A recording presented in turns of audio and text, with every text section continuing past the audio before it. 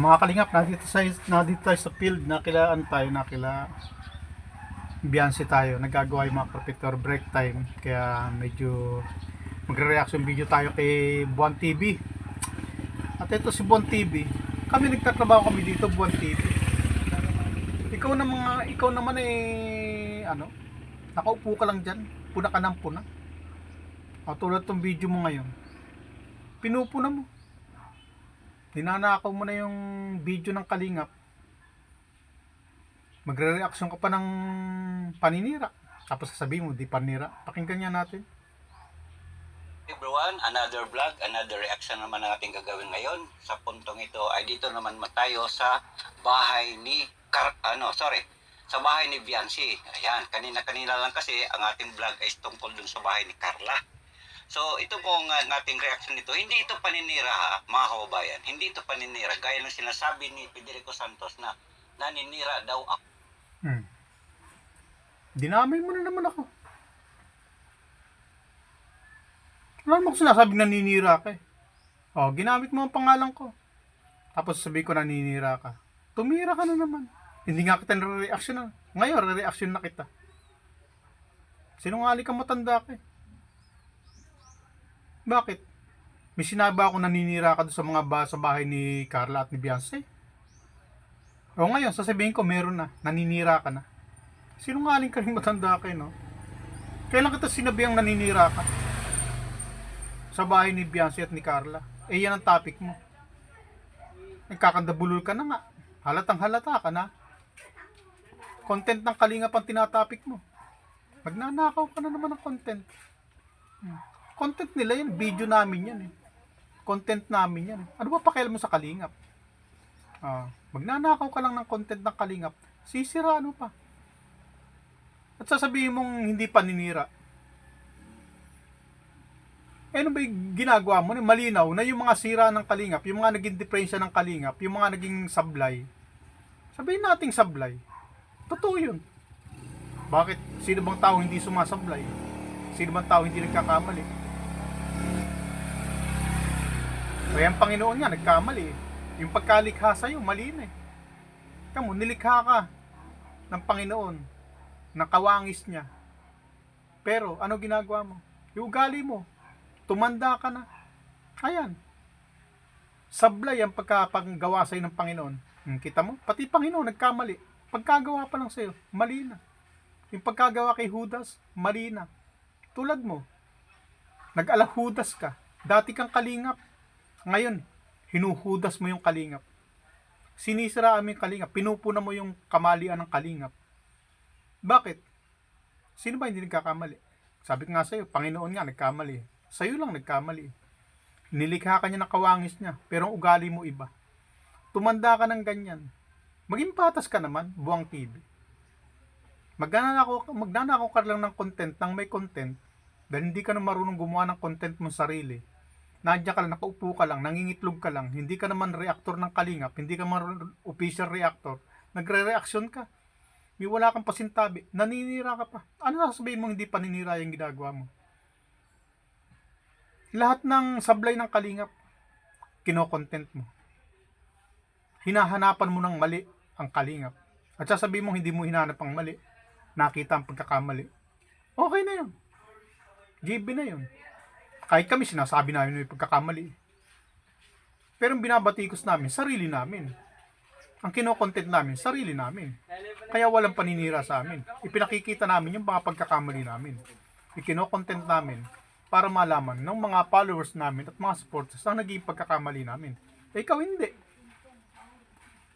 Binubulgar mo sa mga anti-kalingap. Binubulgar mo sa mga laban sa kalingap. Ang naging kamalian ng kalingap, tapos re-reaksyonan mo. Gagatungan mo pa. Iko-content mo. Tapos tuwan-tuwa ka pa sa sablay ng iba. Tapos gusto mong pagtawanan. Di ba? Bakit hindi ka mag-content ng kabutihang nagawa ng kalingap? Sa dami nagawa ng kalingap na kabutihan, wala kang ikinontent na mabuti. Puro kasamaan. Puro yung kamalian, yung mga naging pagkakamali, yung mga naging sablay, yun ang ikino-content mo. Bakit ikaw, perfecto ka ba? Sige, gumawa ka nga ng sarili mo.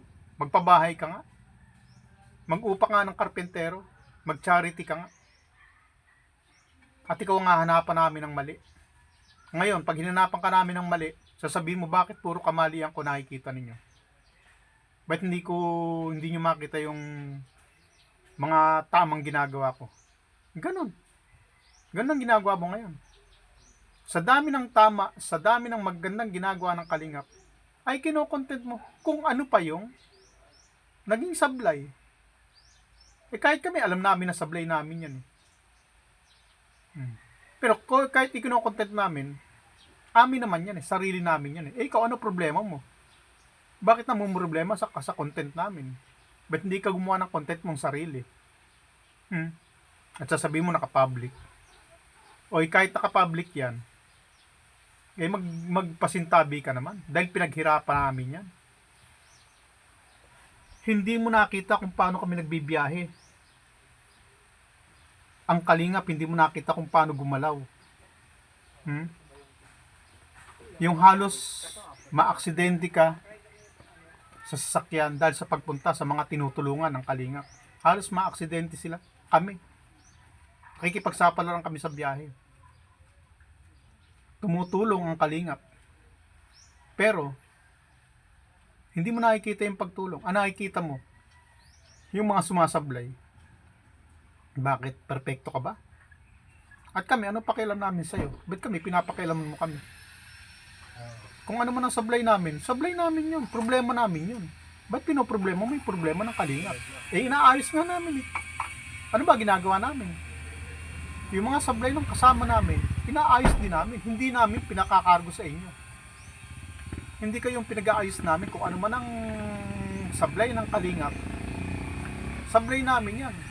At hindi namin inaasa sa'yo. Ikaw, ano ginagawa mo? Nakaupo ka lang dyan, puna ka ng puna. Putak ka ng putak. Dahil nangingitlog ka. Kaya ka putak ng putak dyan sa kinayuupan mo dahil nangingitlog ka lang. Ang manok na nangingitlog, pagkatapos mangitlog, puputak yan. Putak ka ng putak. Para kung nangitlog na manok, buwang TV. Ano? Magnanakaw ka lang ng content na Kalingap? Abay, gumawa ka ng sarili mo content. YouTuber ka. Ang tawag sa atin ay content creator. Ikaw, matatawag bang content creator ka? Kung puro nakaw lang ng content na gagawin mo. Abay, mag-content ka ng sarili mo. Hindi yung video ng iba, pakikialaman mo. Tapos sasabihin mo, naka-public. Kahit naka-public yan, pinaghirapan yan. Pribado kami na nagbibideo. Ipinapublic na namin para panoorin. Para magkaroon ng views. Para magkaroon ng revenue. Ganun yun. Dahil ang YouTube ay negosyo. Ikaw, ano ginagawa mo? Nagnanakaw ka ng content. Mag-content ka ng sarili mo. Huwag mong nakawin ang content ng iba. Na porke naka-public yan, kaya namin ipinapublic yan dahil para mapanood ng publiko. Dahil nasa publiko ang viewers. Kaya ipinapublic yan. At yan ay trinabaho namin ng personal. Pribado namin trinabaho yan. Ipinapublic lang namin. Para magkaroon kami ng revenue. Ikaw, ano ginagawa mo? Yung pinaghirapan ng iba, kinukuha mo. At katuwiran mo naka-public. Bakit kami lang? Bakit Kalingap lang? Ang nire-reaksyonan mo. Ang daming video naka-public. Kay iba na naka-public. Kay Tekram naka-public. Pugong Biyahero naka-public. Daddy Frankie naka-public. Ba't hindi nyo reaksyonan? Bakit bukod tanging kami lang? Paano? Napagbibigyan ka sa kagustuhan mo. Hindi ka pinapansin. Pinababayaan ka lang. Ganyan kabait ang Kalingap na sinasamantala ninyo.